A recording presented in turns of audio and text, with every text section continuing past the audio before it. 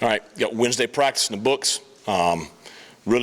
Really pleased with the way the kids practiced the last 2 days, especially today. I mean, we had a great Tuesday practice. Obviously, we had some adversity today with some of the weather coming in here, so we had, switched schedules up and, things were a lot out of order, but I thought the kids handled it with great maturity and really had a very energetic practice. Really, I feel like we got 2 solid days in, which game week, you want to be trending in the right direction. So, really pleased with the last 2 days, as we head into Thursday. Not a lot of tape on either of your on your quarterbacks, Coach. Is that an advantage? Do you have kind of the element of surprise maybe against Michigan? I don't know. We'll find out Saturday.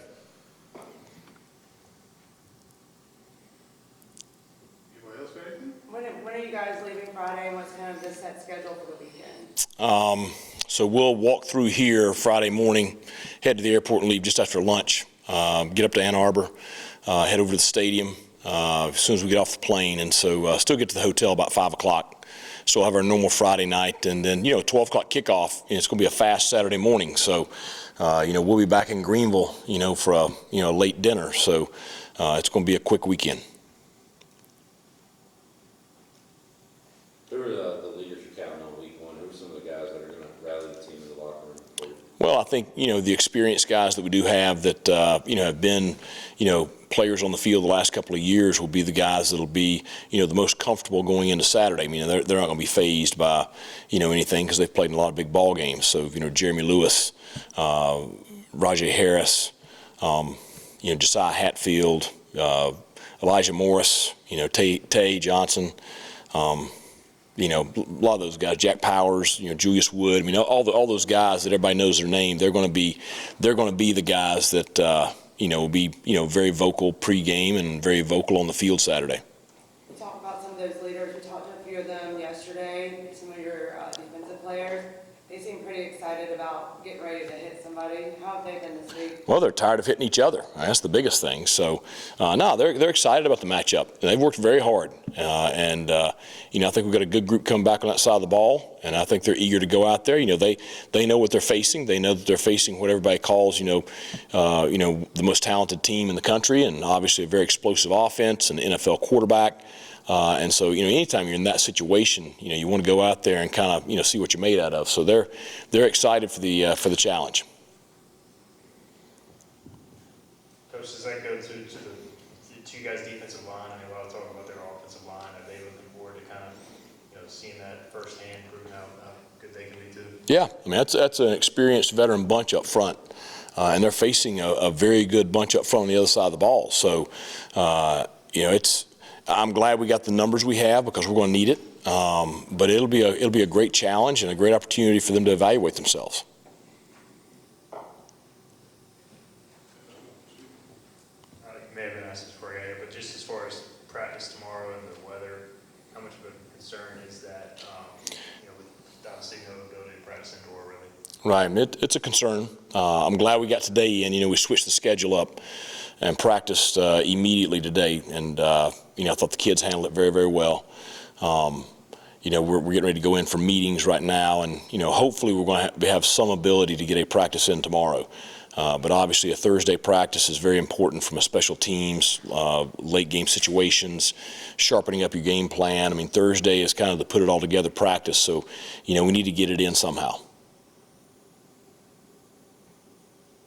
Anything else for Coach? I know you'll kick it off whenever, but for an opener, and you've been so excited about it all off season, is it good to go ahead and get going at noon rather than having to wait until 8 o'clock? Yeah, I mean it's. The 8 o'clock kickoffs or the 7 o'clock kickoffs, those are challenging on you mentally because you sit around all day waiting for it to get there. So, I do like some of the thing about, get up and go play. Now the thing, we talked about it on Tuesday, the thing you got to do though is you got to speed up your process as far as getting yourself mentally ready to play. They really, and that'll be my big focus after practice tomorrow and Friday morning is, them getting mentally prepared for the game. They have spent a lot of time, and I mean they're in the building a lot watching film, so they know Michigan pretty well. So it's not like they got to do, as soon as you flip the page to the opponent next week, you're going to be in a race to get prepared. But they've seen plenty of tape of Michigan, so they should be pretty ready, as far as knowing their opponent-wise, to start really focusing on what they've got to do as far as a mental prep deal. So, get up and go play on Saturday.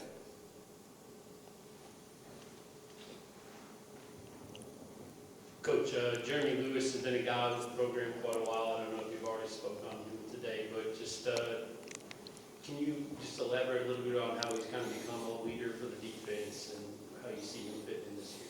Well, really proud of him. He's grown tremendously as a player and grown tremendously as a person since since he arrived on campus. And he's certainly he's a positive role model off the field.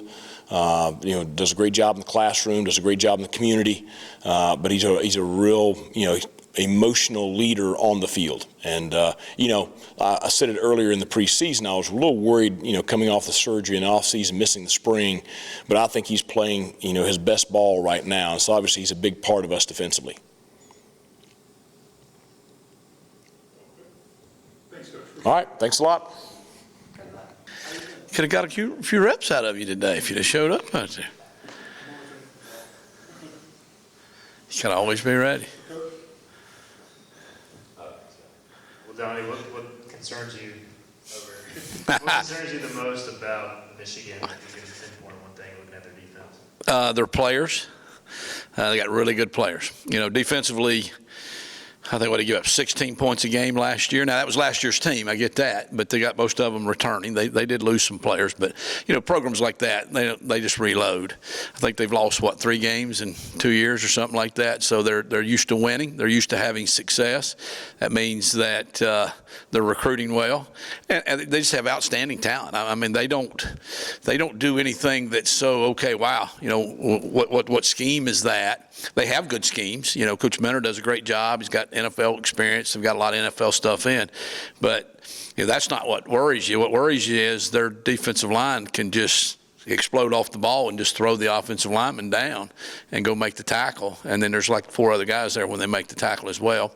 They do a nice job with the interceptions. A lot of tip balls. I tell you what, you better not tip the ball, as a receiver, because they do a great job of breaking on the ball and getting the turnovers and setting the offense up, for success. So a lot of concerns. Yeah, a lot of concerns. Really a lot of respect for them. You're looking for any edge you can get here. Is one of them that they haven't seen a lot of Mason Garcia, Alex Flynn, and this East Carolina offense in particular on film? Well, they haven't, and so that, I guess that's something maybe they're trying to research.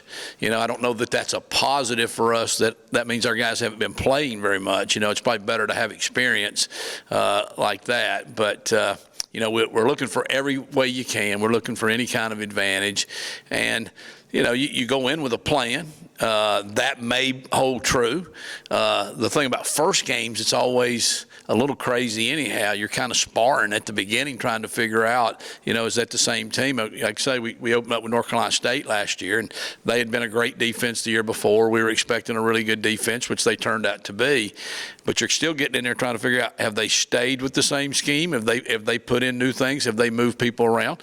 And usually they have, and they had, and I'm sure Michigan will have some new things for us as well like that. So I think our guys will be excited. I think that's maybe an edge. I don't know how. I mean, they'll be excited to play. They're probably not. Their fans are probably not thinking, "Wow, we're playing East Carolina." Whereas our fans and our players are here, and hey, y'all are going to play Michigan. This is pretty cool. So, if anything, hopefully we'll be excited. Maybe we'll be more excited than them if that's possible.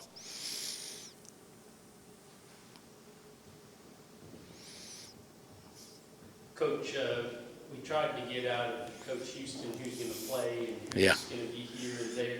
We didn't really succeed in that. So, Wow, y'all are not very good at this. What the heck, huh? how does the offense change based on your personnel? The thing about, I know the depth chart things out there, and of course Michigan's not been giving out one, I guess, for years. That's a hardball thing, and I know, once Lord Saban comes out with something like that, then it's going to become a rule, I guess, probably, that you don't do depth charts, like that. So, but the game has changed so much anyhow, because everybody's personnel and things now. It looks like a hockey game out there anyhow. There's side changes or whatever that thing is.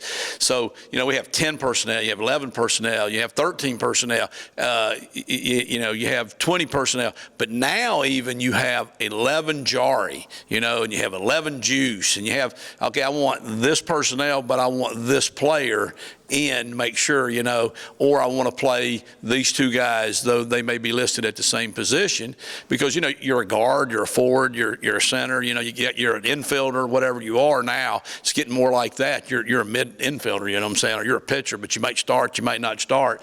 Everybody's doing multiple things. The game has got a lot more open, a lot more basketball-like, like that. A lot of guys can bring the ball down the court now, what I'm saying? So it really is kind of hard to make a depth chart out, because you don't know who really deserves to be like the starter, I guess. And I know that's a big deal. It was a big deal to me, when I was playing. It was a big deal to your mom, I guess, probably more than you are, like that. But now you'd say, well, who's starting the game? At a lot of positions, you'd say, well, where's the ball? What's the score?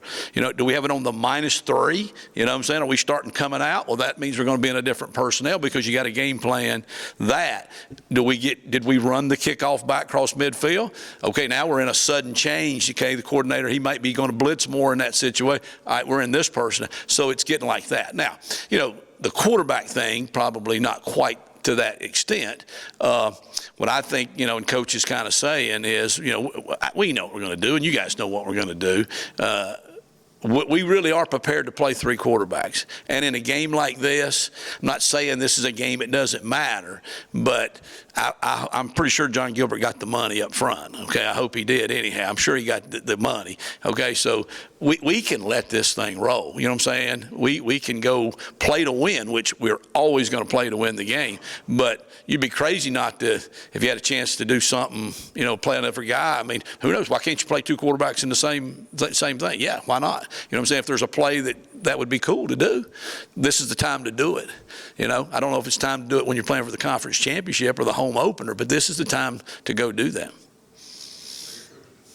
Last week you said you were going to get with, I guess, Coach Mogridge and kind of narrow down that offensive Yeah. line. How's that going last week? And you found that 5 you're comfortable with? I think we've probably separated up front that who's going to play the majority.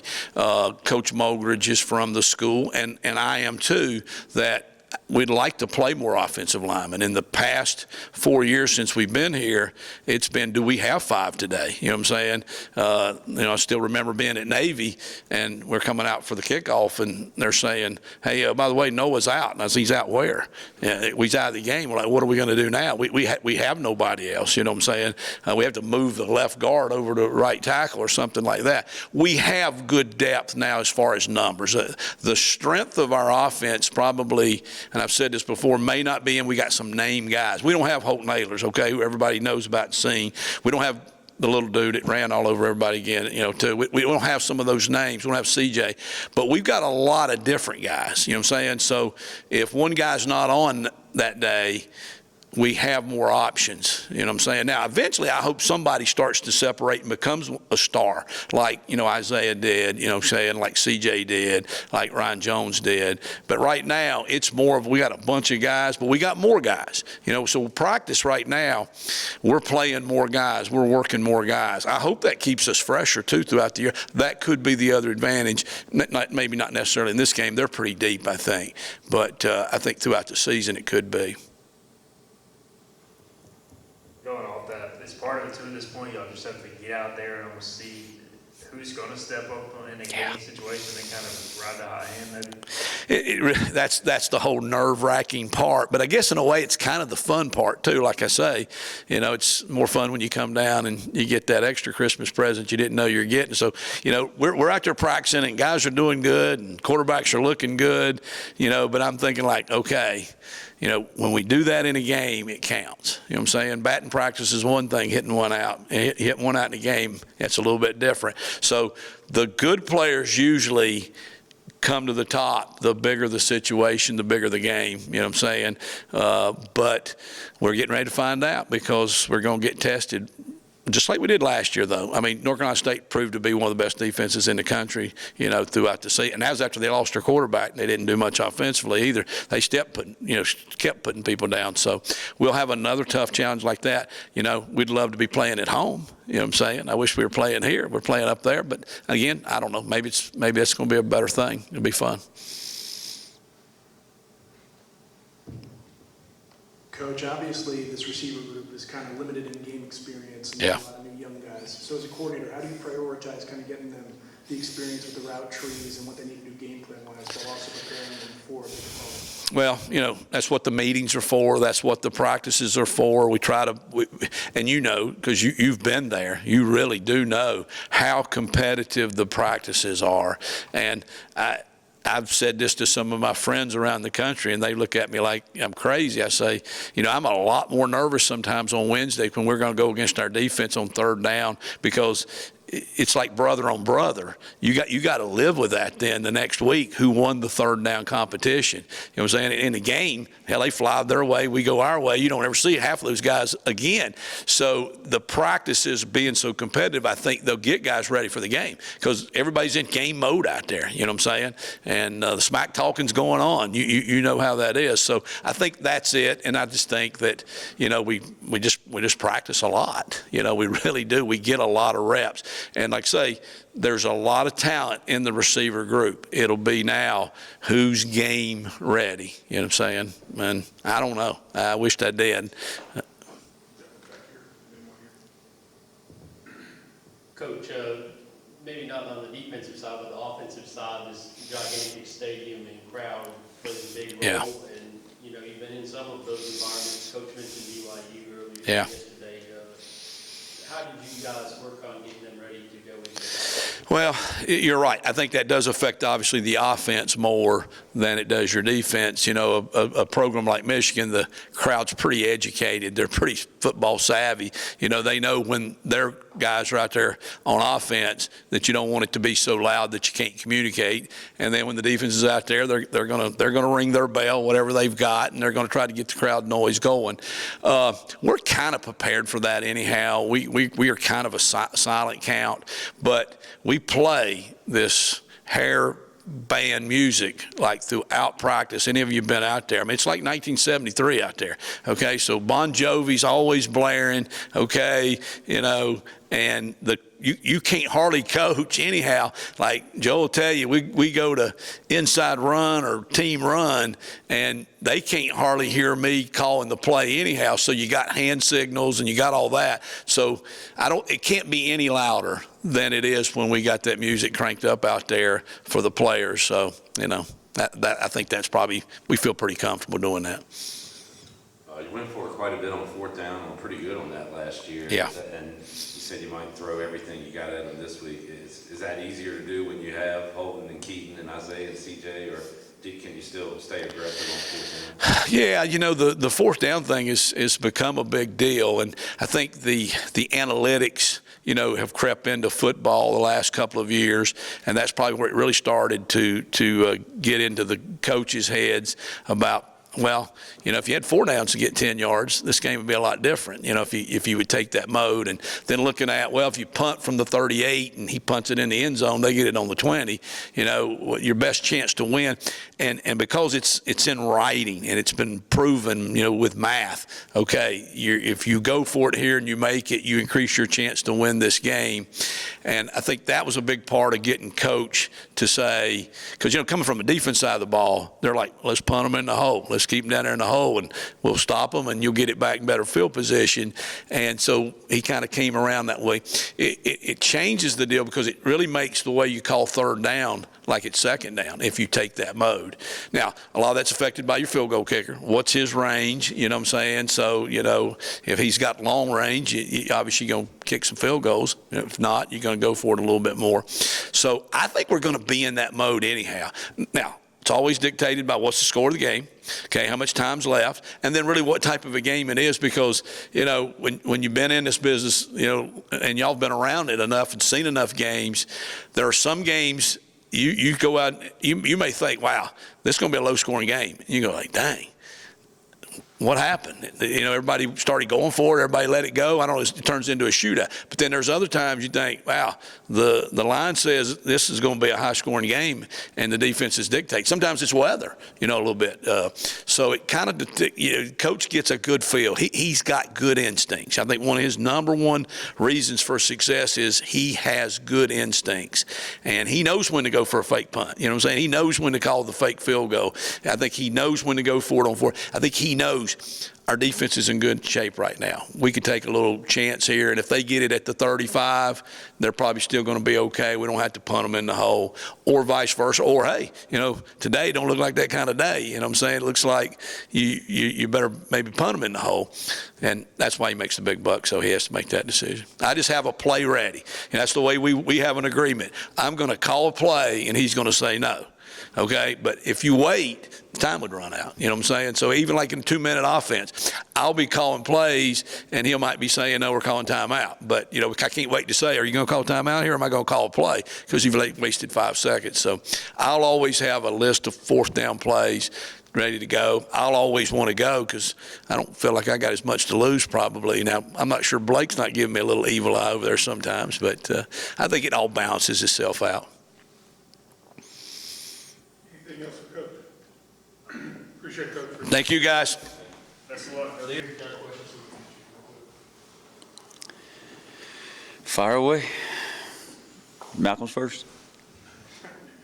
Well, Coach, just obviously, the play caller, it sounds like a change with the OC being suspended for the first game. So from a prep standpoint, what does that kind of do for you?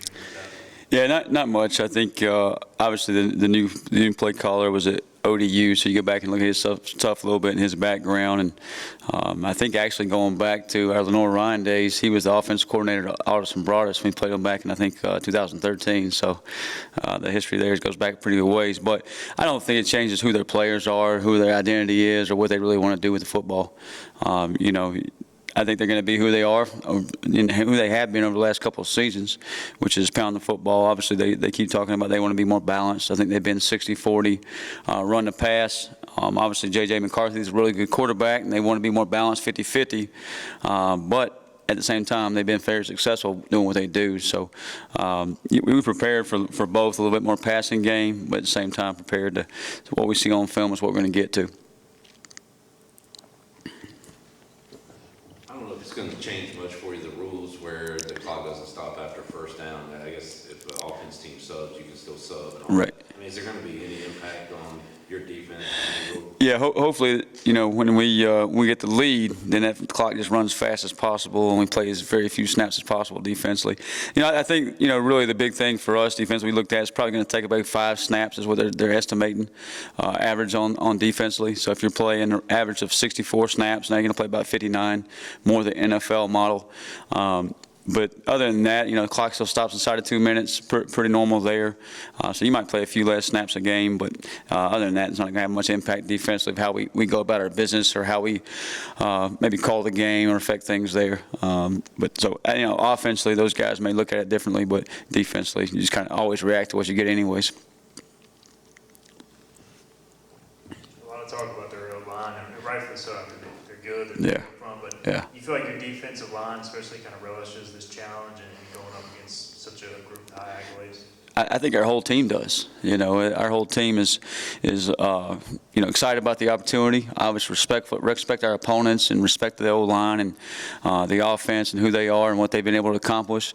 But they're excited for the opportunity to go play against the O-line like that and play against you know, the O-line who's won the top O-line in the nation in the last 2 seasons, and certainly got the dudes to do it again. And but they're excited for that challenge to see where they're at and see how they match up against those guys. So, and I think that's across the board, not just their O-line, but Blake Corum, Devontae Edwards, the receivers, you know, all those guys. They're excited to go play against some, you know, the best in the nation. So just see where they're at. Did maybe facing something similar last year against NC State prepare you for getting after an O-line like that? Yeah, I think, NC State came in here 13th in the country. Really good football team. Some people had them predicted in the final playoff picture there. And it may have been if they hadn't had injuries. And the quarterback, suffered some injuries, and they had some struggles there. And the tailback that we saw and faced did as well. But I think in all those scenarios, those experiences prepare you for the future.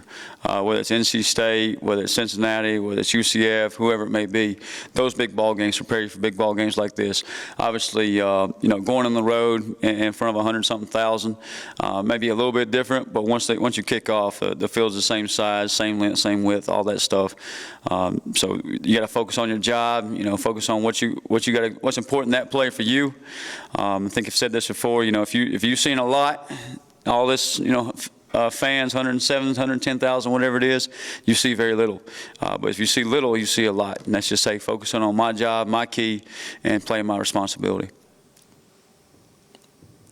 Coach, obviously you can't give too much away, but with such a large offensive line, have you kind of prioritized stopping the run more in practice based on your pressure defense, or is it just kind of a mix of both, to stay honest? Yeah, they do obviously do a really good job running the football, and got two good tailbacks to do that, a good O-line to do that.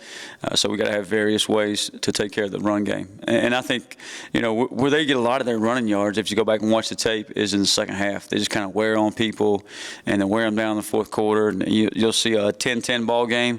All of a sudden you look up and it's 31-10, and they just kind of wear on somebody. Somebody misses a gap. And they have the ability to break it out and take it to the house. And so you got to have various weapons to take in. I don't think you can sit there and play them, one way all game, or at least that's not our philosophy right now. So you got to have multiple ways, whether it's pressure or your base defense, to throw at them, because they're very good. I think if you just throw one thing at them, one pitch at them all day, they're probably going to hit that one out of the park. So you better have multiple pitches, and they better be good ones too. Julius and Tegan on the back end, what does it mean to have that experience in their second year, really playing a lot together? Have you kind of seen them communicate better, grow? Yeah, I think Julius Wood and Tegan, both experienced football players, started a bunch of games in Pirate uniforms, and just the way they communicate, the way they run things in the back end, and you kind of look to those guys for their leadership, not only just to get us lined up, communicate back there and kind of run the secondary, but also just when adversity hits, those guys have been through that. And they kind of take charge and take pride of, hey, I've been through this, I've been battle tested, and the other guys feed off that. When Julius Woods rolling and going, and Tegan Wilkes, on his game, it kind of feeds. And I think you see the other 11 guys, and you see that up front too. Those front four have had that same experience. They've been battle tested. They played in big ball games, and same deal. They're going to recall all those experiences to pull back from. A lot of times, if you see a team pull an upset, you'll see offensively they do a trick play or a fake here. Can you do that on defense, or can you mix something in, or do you just kind of do what you do best kind of thing? Yeah, I think, every week you don't want to go out there and show the same alignments as the previous week, whether it's offense, defense. I think coaches and coordinators are too good. They'll lock in on you. Players, they watch too much film. They'll lock in, and you made their job easy. So it may not be a trick play defense, but I think you give them some new looks that they have to adjust to throughout the game. That's kind of our, throw the curveball at them, so to speak. A lot of baseball analogies today. It's because the Braves are doing really well right now. I'm assuming so. I haven't watched the game in a while, but that's kind of our MO is just kind of, hey, try to keep them off balance by changing up what we do, but still keep it simple and sound for our guys, so they can go play fast, they can go play physical, and play the brand of football that we're used to seeing. Talked to Tegan on media day, and he said, he trusts you and Mike Houston. Whatever you say is true, no matter what you say. That's nice to Tegan. He also said there is an open line of communication where Julius guys can go to you. Can you kind of talk about that, where they say, hey, coach, this might work better this way? What's the communication? Yeah, and I think we always ask those guys, what do you feel comfortable with? Hey, I asked my guys yesterday, like, hey, what's the most comfortable defense? If you had to know, like, here's the one call we can get into, and we can play any look we see, and they'll give it to you. And I think that's very important as a coach, that you kind of get a feel for their comfort level. Obviously, you're going to put them in the best situation to be successful. But if they don't feel comfortable in it, there's probably a reason why. Maybe you're stressing them in certain situations, or I just hadn't had enough reps at it. So I think as a coach, you got to have the final decision. You got to take charge and be confident in that. And make sure it's ready to go. But at the same time, you better be listening to your players, because they're the ones that got to go out there and play. I tell them this all the time. I said, hey, the check you make to a backfield set or to a formation set or to a receiver set, I said, ride with it. I said, if we're all wrong, we're all right. We're all on the same page. And we'll all 11 play together and ride that way. So you guys are the ones got to line up and play it and see it. I may see it one way from the box or from the sideline or from the film, but I'm sitting down, drinking Diet Mountain Dews and eating tater chips. That's pretty easy. You're the ones that got, just ran a 40-yard dash across the field, and I got to line up and play it again and go tackle it. They're really good tailbacks and good receivers and stuff. So, be on the same page. Let's call it out there and let's go play it and be confident about it when you make that call. Anything else for Coach? Thank you, Coach. All right, appreciate y'all. Go Braves. Appreciate it, Coach. Are they still first?